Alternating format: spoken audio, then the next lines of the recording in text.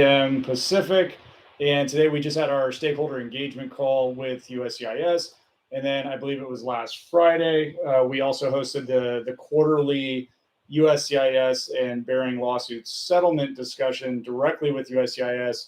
And today we're just kind of going to go over the updates and the things that we learned, as well as potential things to come in the future. And definitely wanted to just have that discussion and update everybody on what we've learned. So things are happening fast. And yeah, we just threw this together, and hopefully we'll get a little bit of education, a little bit of clarity here going forward. So, I guess starting off here, Peter, any major takeaways from what we saw or what we heard today with the engagement call? And then maybe we can go back and talk about the USCIS quarterly engagement, thereafter. But any big takeaways? For today, this was USCIS's first public engagement since May. And it was actually the first time where they actually took the extra step in answering questions. We didn't get a lot of questions because we ran out of time. But the major takeaway here, I think, first of all, is that this is one of many future public engagements with USCIS. And it does seem that they are taking the extra step now of actually answering questions extemporaneously in the meeting itself, which is good. So we can get some immediate feedback. So I'm actually more hopeful on future engagements. Today, there was a lot of time, I think, wasted with introductions and other things. So we actually couldn't get a lot of questions in. But USCIS, I do think, is making a good faith engagement to provide more clarity on the Integrity Act. And so we'll highlight some of the key takeaways. Yeah, I definitely agree. We got to see a lot of USCIS really kind of sizing up the market to see the kind of things that we would ask. They wanted to answer questions. They wanted to get back to us. We didn't get shut down and kind of told to go sit in the corner like at the listening session where nothing got answered. And then they even went to the effort to go drag people that were off the call and had disengaged to get them back on the call to answer questions. So they made plenty of effort to go ahead and get back to the FAQs and get back to us on things that the industry really wanted to know. But yeah, I agree that to take 4 out of 5 FAQ questions and have all of them state everybody's resume for everything they've ever done in life, and then ask the same question about, can we have more future engagement? Obviously, hopefully we get better questions next time around for those people that end up at the front of the queue. So, but we did learn a few things, and there was a couple things that came out of the call, and part of it, I guess, talking about the scale of USCIS and the hiring and how many adjudicators and the massive undertaking that they have on their desk to try and administer this program with what feels like very little resources at the moment. Yeah, I think the number that I took away from that was 25 million pieces of paper was the number touted that they're grappling with. And in the face of all that, they have 216 staff members at IPO. That's the Immigrant Investor Processing Office. And of that number, these are economists, these are adjudicators, support staff, auditors, compliance officers, and so forth. But of that number, out of 216, we have just 40 currently devoted to adjudicating I-526 petitions, and just 35 currently devoted to adjudicating I-829 petitions. Now, there's a couple things, and these numbers are actually down from what they were in the past. They used to have more people devoted to processing petitions, but there is some hope in the horizons, I think. Yep. One was mentioned specifically in the call, and that is digitalization. So they are taking efforts to establish a platform for to digitize at least initially the 829 petitions and filings, and I think that will make the process more efficient going forward. And then further off in the horizon, hopefully next year, is more staff hiring, and that's coming from the RIA. So The RIA had a provision for a fee study requiring USCIS to engage in a fee study over the next 12 months. So by next March, essentially. And they're supposed to raise fees across the board on all forms such that they achieve targeted processing times between 90 days and 240 days, depending on the form and depending on where the project's located. So this is something I'm hopeful for, in the future, that we'll actually have more staff devoted to tackling that 25 million pieces of paper. And in retrospect, that's probably something that should have been at the top of our list, asking for the FAQs to say, like, how is the fee study coming along? Because it would have been nice to see partly, and we did discuss, things about where they're going to start rolling out more engagement and posting things for us to be able to comment on and to be able to get industry input. And there was even a little bit of back and forth, talking about trying to make laws without industry input and how poorly sometimes that can go. But ultimately, all in all, knowing that USCIS is on its way to engaging and hiring the resources that they can finally get to that congressional mandated 90 days plus, that's what we all want as an industry, is to get them staffed up, get them the resources, and have them churning through this. And part of that e-filing process and the digitization that they're trying to go through, cutting down on just the amount of redundant work and taking in a business plan, an economic report, private placement memorandums, and all the securities documents for every single filing, and then handling probably 95% of the same paper for the same people on the same projects when they don't necessarily need to. And the USCIS has recognized that they don't need to, and that they're not going to in the future. It's just a matter of time to get the systems back in place where all of those items can happen once at the 956F phase. It can be left there with the project filing, and then the investors will carry forward with their source of funds and all their items digitally going forward. So they are making strides. Their USCIS and the agency is recognizing the improvements that are needed. Overall, I thought it was a good call, and we just, as an industry, need to make better use of our FAQ opportunity. So two concrete points that came from this topic include one, USCIS confirmed that new petitioners, new investors filing the I-526E petitions do not need to include the project documents with their filing. So this is going to be a great benefit to investors and their lawyers in preparing the I-526E petition. Require much less paperwork, certainly good for the environment, and make for faster and more quality filing. So that was confirmed. You just need to reference the I-526, or I'm sorry, the I-956F project filing. So USCIS is trying to become more efficient in streamlining those petitions. And secondly, they did affirm again, and you'll find this on the website, that pre-approved regional centers, that is regional centers that were designated pre-RIA, that have projects already with 924 exemplars, are binding on the adjudications of the I-526E petitions, provided there's no material change or fraud or things of that nature.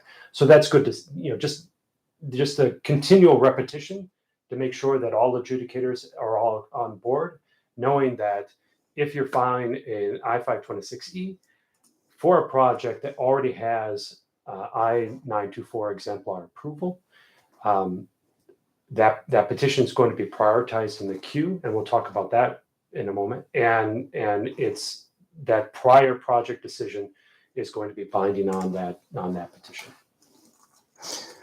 Yeah, and also one of the items that we saw an FAQ come in, but we didn't get a concrete answer, is the idea of regional centers that didn't really necessarily want to file the 956 this year, but potentially would want to be able to come back next year and file a 956, 956F, and other things going forward at that time.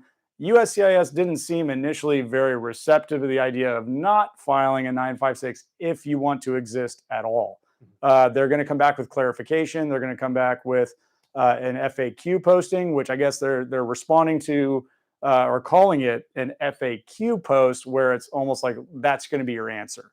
And we're publicly going to show that to the world. And that'll kind of be their de facto response that they didn't have live on the call. So we hope that the FAQ that they get will list not only the things that were on the call, but maybe even some of the things that we had at the USCIS engagement for our roundtable on the settlement. So whether or not regional centers are going to survive past December 29th if they don't file a 956, it's questionable. And today it looks like they were leaning toward terminating those regional centers from future work or from future projects if they don't file. So all these groups that wanted to go dormant, avoid having fund administrators, avoid the new RIA and the integrity measures by just hiding on the sidelines and then maybe coming back in the future, it might not be an option. Right. So they don't know yet. And USCIS did make clear, however, that for those regional centers who are not filing the 956 for reauthorization, redesignation as a regional center or continued designation as a regional center, although they may face termination, that in itself is not going to be grounds for denying EB-5 investors approval of their I-526 petition or their IA-29 petition. So in that regard, investors need not worry. There's a few more nuances here and some clarification we still need from USCIS in our regional centers that are winding down. And just to give some context, the website still says as of October 2021, there are 634 regional centers. Right. I can't remember the exact number. Hundreds of regional centers throughout the country. Now, in the course of our litigation against USCIS and our prior lawsuits, in the course of that litigation, it came to light that only a couple hundred had filed the annual certifications that are required. Right. And in the new I-956 form, early on in our litigation, we found that at that time only about a handful, 25 of them, something. Yeah. So I expect going forward with the extra compliance, having the best regional center, the industry practices for the best regional centers become the standard across the board is going to necessarily filter down the number of regional centers that will continue to be active. But if for EB-5 investors, existing EB-5 investors who have pending petitions, and your regional centers, may be one of those who are not expecting to continue to do, future business. The USCIS today did indicate that they still need to file the annual certifications. They also indicate that they still need to file the 956, but they will offer future clarification on this because this is a nuance that needs to be addressed. But suffice to say, your petitions will not be denied merely because your regional center faces a termination. Yeah. However, it would be good for anyone that's dealing with a regional center that doesn't seem necessarily active today, trying to engage and make sure, what is their plan? Yeah. And is that regional center hoping to continue its certification and or have any shot at life after December 29th? Because it's going to be important for them to really dedicate and show USCIS, yes, like we are going to file the 956, 956G, and all of these other items that are remaining.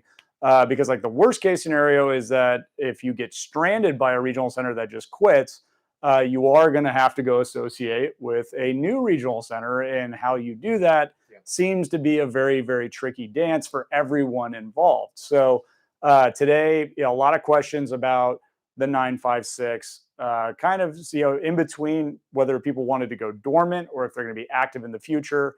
That is a question. So outside of that, with the 956s, multiple questions on engagement, but on future events and being able to have, I guess, more back and forth dialogue rather than a simple Q&A. We all welcome that, obviously, to be able to have that, the discussion with the adjudicators and with IPO processing.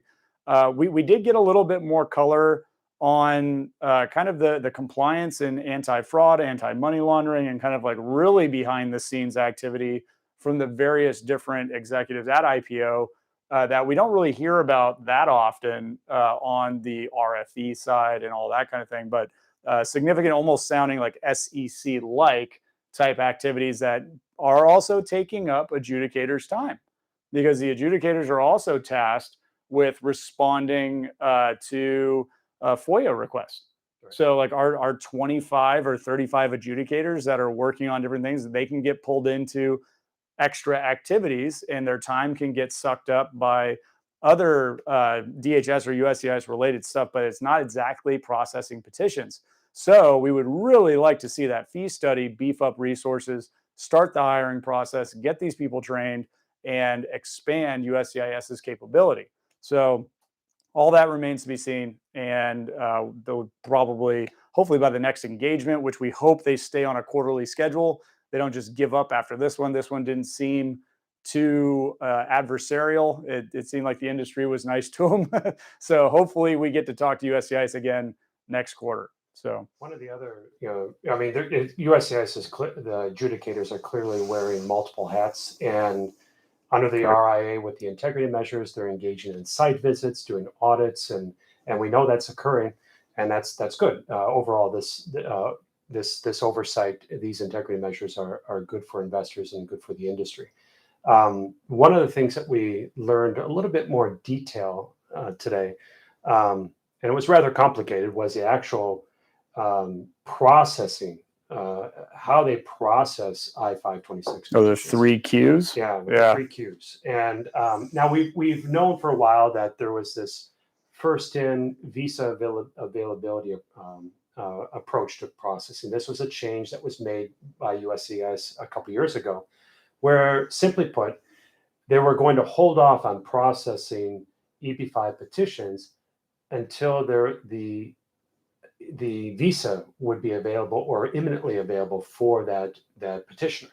So, for example, for investors who are caught up in retrogression visa backlog, even if you had filed your I-526 petition some time ago, because a visa is not immediately available for you according to the visa bulletin, then they would not adjudicate your 526 petition. They would hold off on it. Now, that's both good and bad. The bad part, of course, is just it creates more anxiety the longer you have to wait, for your I-526 petition to be approved. Of course, everyone wants that step, to be finished and have that certainty that you've made it. The good thing, however, is that that processing time under the CSPA, is deducted from, to help prevent a child from aging out. So ultimately, there's a give and take to that approach. But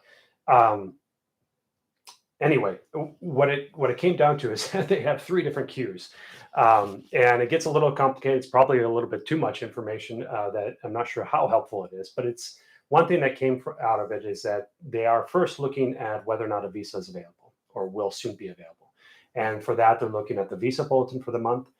They're looking at Table B, and then they're taking in a couple other matters about the general visa allocation.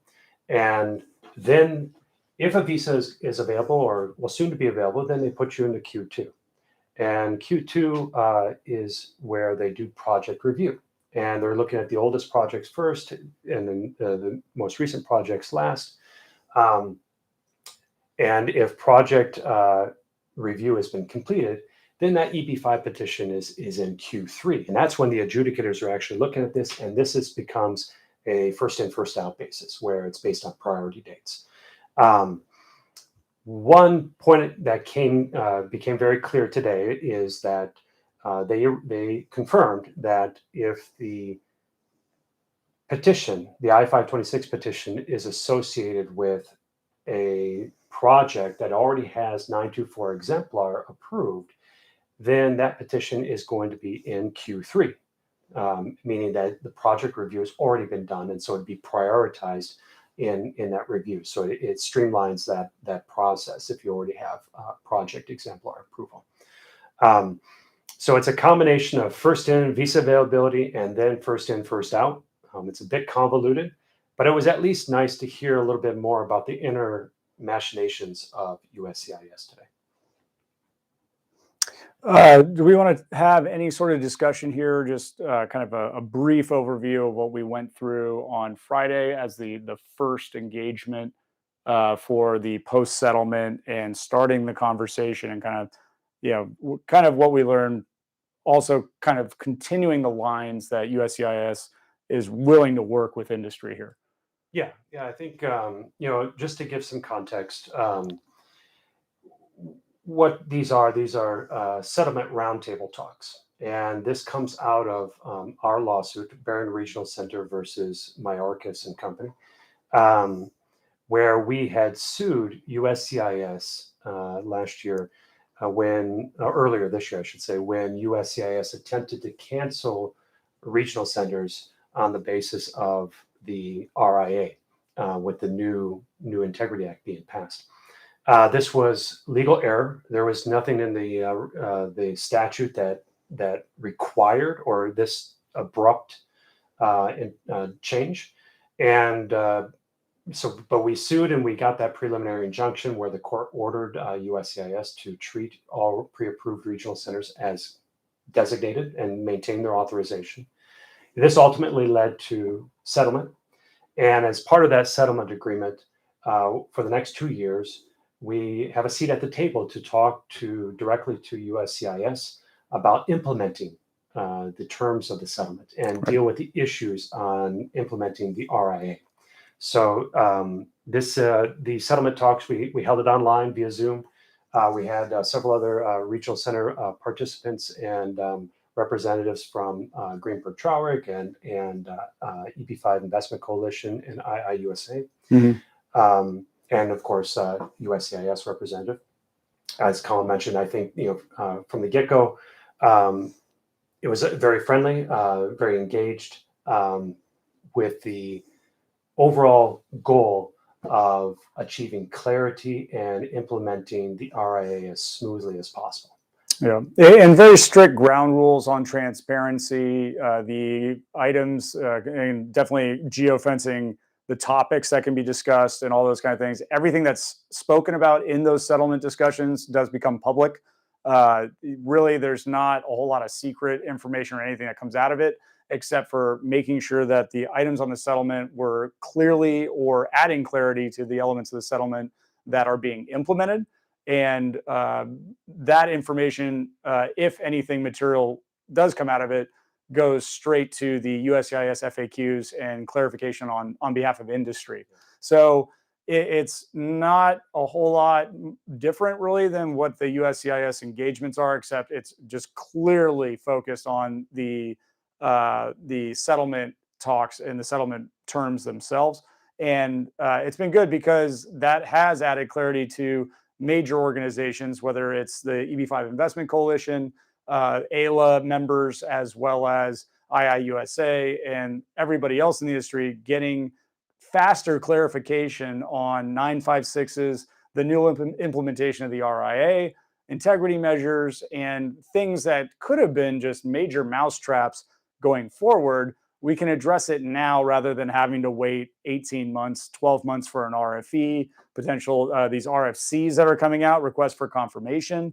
There's a lot of things that are just going to get handled faster because of it. And as we've heard from multiple sources, the agency, USCIS, does actually like having that input from the industry and getting nudged on knowing the things that they're doing or things that are getting implemented do work. And because not everything is as obvious to them as it is to us in the market. So being able to have active engagement is helpful for them too. On the other side of that, they did mention today that they've handled over 15,000 different emails that came in as specific requests or confirmations just through their main email box. So year to date, latest fiscal year, over 15,000 times they replied to the email box. So if you thought all that stuff was just going into a black hole and not getting anywhere, that's actually not true. And they have replied and they have addressed those and passed them along. So we were also encouraged on our call as well as the engagement call today, continuing to send those questions and those the questions and comments. Continue to email that stuff. continue to send it and give feedback, and you will get answers, which is good.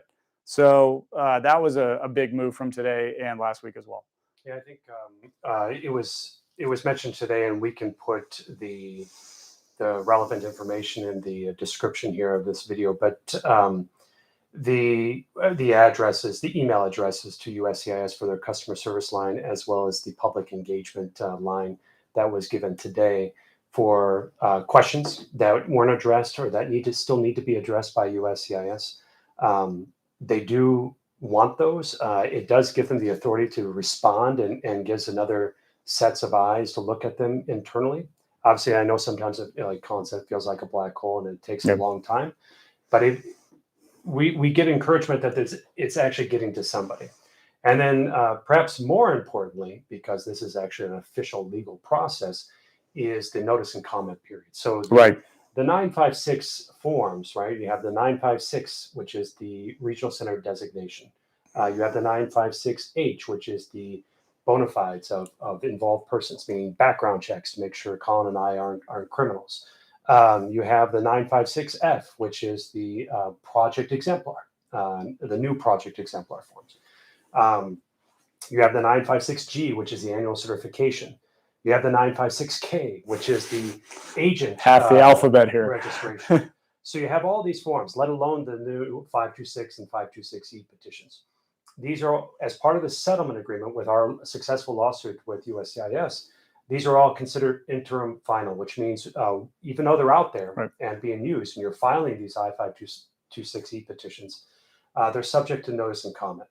And that notice and comment period is ongoing right now and will soon end by the end or by the beginning of November, I believe. And anybody, the public, right? That includes regional centers, lawyers, and EB-5 investors themselves to submit comments and questions about these forms. And USCIS was required to record these and address these comments and take these comments into consideration when revising and updating these forms to make them final. So we'll put that information in there so you have access, so you know where you can access these links and make comments if you wish. Okay. Any other topics that we saw come through worth addressing here, or are we really waiting for the next engagement? Yeah, what else did we learn today? One topic that came up would be the investment period. And there's clarification that needs to come from that, right? Yep. So one thing that's very clear is that nothing changes for existing investors that have filed pre-RIA. Yeah. Okay. This means that your investment needs to be sustained and maintained through the end of your conditional residence period, meaning through the time where you file your I-829 petition for the permanent green card. This means for people who are caught up in visa backlogs, sometimes those folks encounter redeployment or reinvestment issues. And the RIA now has codified rules with respect to redeployment. The question presented today is the treatment of investors filing post RIA. What is the investment sustainment requirements for those investors? The statute changes the language a little bit, so there's but USCIS still needs to confirm exactly how they're going to treat this and how long do you need to maintain that investment. It does look like, though, that for post-RIA investors, you're less likely to encounter lengthy redeployment situations. That much I think is safe to say. Yeah, and it'll be interesting to see how the industry responds to shorter investment schedules and or looking at projects where you're on fixed timeframes that are really project-based, not immigration-based. Yeah. And EB-5 was previously split into two time schedules. You had the investment timeline, which was really more dependent on the job creation and the type of asset that you were invested in. The industry kind of started to trend toward construction-based projects and real estate because it's just much more tangible. It's easier to record, easier to show to USCIS, and easier to get approved. And those projects are anything from 3 years to 5 years, depending on the type of asset, how big it is. Is it a high rise or is it something else? 3 to 5 years was the de facto timing. And then in the early days, it was from an adjudication perspective, that 3 and 5 year period was also fairly realistic before retrogression became a major topic. So 5 years and 5 and then 6 years was some of these projects, but with a sustainment period and a new look at pre-IA 29 style exits, will that move the market, or will it really just be dictated by investment and the asset class that you're investing in?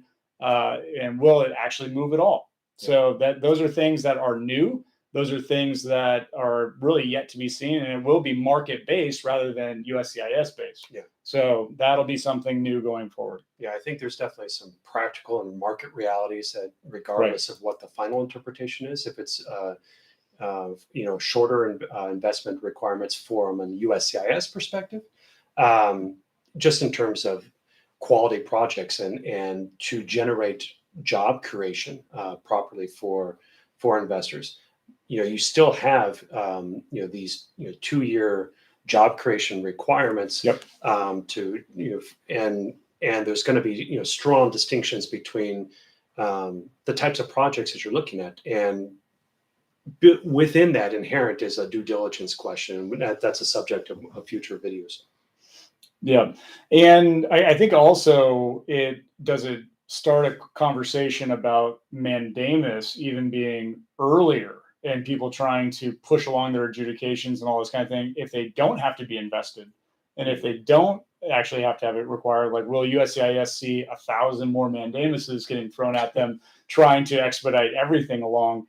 And those are other questions that are going to pop up, because does the congressionally mandated 90-day or 245, I can't remember the second one, 260, whatever it was for 89s, but does that 90-day target timeline start dictating when it's okay to file mandamus timeline? Because it was a congressional thing that was mandated, not a just assumed like I've waited long enough number that was maybe 18 months or 24 months today. So does that come back to bite USCIS later, where they really, really need to start hitting 90 days after that 1-year fee study next March? So there's a few things that whether we got more questions than answers out of today, that will remain to be seen. But we'll definitely have a new set of questions lined up for the next quarterly engagement call, assuming that they schedule it right now. So other than that, do we have any other parting thoughts? No, I think we're off to a good start. Yeah. I thought overall it is good to see USCIS actually taking the stance of answering questions on the call and looking for a little bit more substantive feedback. I do think that some of the commenters mentioned on the call, a little bit more substantively engaged feedback, like with AILA and other industry groups, I think would be useful. It would actually prevent litigation. And so I do hope I'm a little more hopeful going forward. Yeah, and on the call, I mean, how many times did we hear the lawsuits and Behring versus USCIS, all this stuff? We heard it probably 7, 8, 10 times come up on the call, where everyone will bring up the idea of litigation and the fact that you can get better answers or faster answers. And I think that era might be over. The idea of engagement, and if they can get answers out of the industry or feedback a lot faster and with a lot of clarity, and like with a very, very strong case to be made for why something should be done a certain way, hopefully we never end up in litigation again. And the engagement would stop that. Yeah, so if USCIS is willing to open up and willing to chat these things out and willing to engage, also the industry is getting a lot better at all this stuff. So making sure that we get notice and comment period and we get all of these things on paper, everybody will just get closer to the middle, and it's likely that we're just going to get a better program out of it going into the future. So anyways, I think, do we want to conclude with that? Yeah, and that that's good. So that's today, October 19th, 4:00. And we had the engagement call with the stakeholder engagement with USCIS, as well as the first settlement roundtable discussion last Friday. we'll continue to report on both of these things as they roll into the future. So we will be emailing these live stream notifications and registrations later. But feel free to comment and then find us at BehringEB5.com if you have questions or if you want to chat.